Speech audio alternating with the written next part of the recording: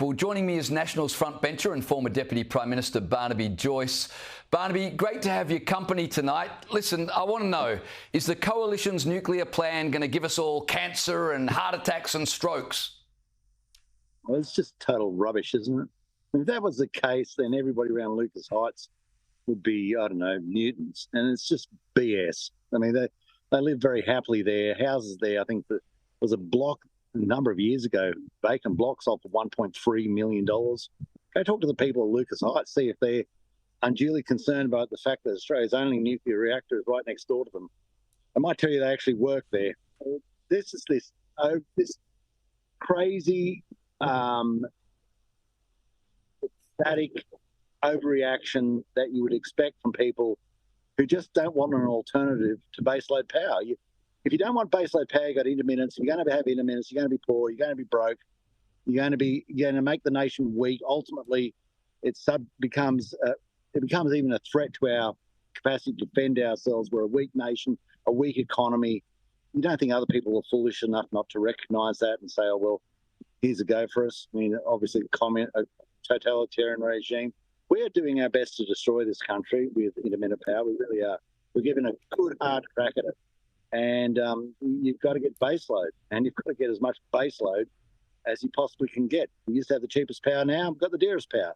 There's only one reason for that, folks: intermittent power, euphemistically called renewables. If she wants to have a spray about something, have a spray about how you call renewables, intermittence, renewables, and farms, and all this other BS, or this tripe that goes along with the stuff that's going to cover the world with, I suppose, those things, transmission lines. If she wants a couple, we'll put her them over her house. She can live with the intermittent power in her front yard, see how she feels about that. Then you can get her back on your show and see how she's crying all over you then. Well, Barnaby, when Labor post videos like the one we saw from Dr. Beavis, what does that say about the way they regard the Australian public? I mean, do they really think we're morons? They're treating us as such. Yes, they really think you're morons. Yep. Your first one, they really think you're morons. They think you're morons because they think they're enlightened. They think that all knowledge resides in the airy chambers in which they live. They believe that because they can go up to a wall and change a dial and the temperature changes, that they also can change the temperature. They're more worried about what happens inside their office than what happens with the cost of living for other people outside their window. They've lost sight of that. They're quite happy to throw you under an economic bus, quite happy to do that, to keep on the right side of the beautiful people. Might I say, one of the beautiful people is that lady, Mrs. Beavis. She absolutely encapsulates the beautiful set. You know, that she doesn't look like she's short of a quid. She looks like she's going along all right in life. Probably has a good job, pretty secure, nice house. You know, probably pretty good super. And for other people trying to pay for their groceries, well, stuff you. For other people trying to pay for their power, stuff you.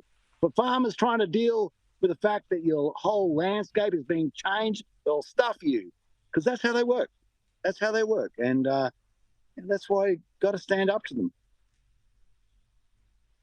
Barnaby, I've got to say, you'll always be one of the beautiful people to me. I want to ask you about Labor rolling out thousands of kilometres of transmission lines to connect solar and wind farms to the grid. Chris Bowen today demanded to know which transmission line projects Dutton would scrap to make way for his nuclear plan. Now, the answer is pretty simple, isn't it? You scrap all of them because you don't need them. Well, hopefully the one over the New England, hopefully the one that divides into two, so I've got two of them over my place, joins back into one, and then goes over, irrigation farms, cattle farms, destroying the value of people's land, connecting to these swindle factories, these photovoltaic fields of black, which people who live next door to them find the value of their property goes through the floor. The people who live in sight of the wind turbines and other swindled monuments, they find their value of their properties going down. The fact that we have to now tell in our livestock production assurance scheme whether we have solar panels or wind turbines near us, and what is our stocking plan to keep stock away from them. I mean, this is the reality of us. I mean, all those people, those enlightened, wonderful people, why don't they? This is a height of hypocrisy. If you say, let's put the wind turbines off your beach. I bet she lives near the sea, off your beach or in the Central Highlands. And then we'll run the transmission lines over your house to get to Sydney nice and quick. Nice and quick. No loss of electrons there. Straight in, zip. But of course, then she'll be, oh no, we've got to have wind turbines and swindle factories, photovoltaic fields of Blackbird. We've got to have them in your place, not in our place.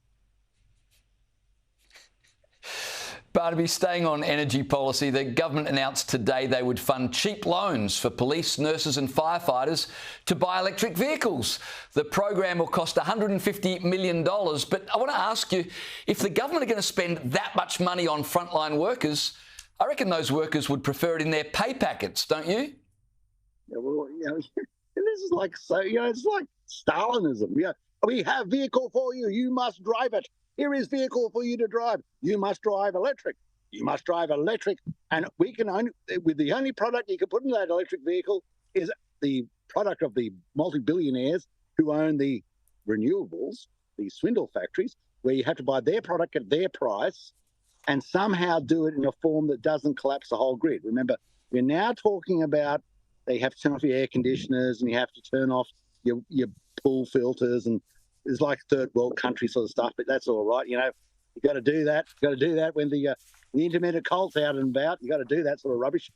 But what why don't you just offer them a vehicle? And if they want an electric vehicle, knock yourself out. If they don't want an electric vehicle, it's all about.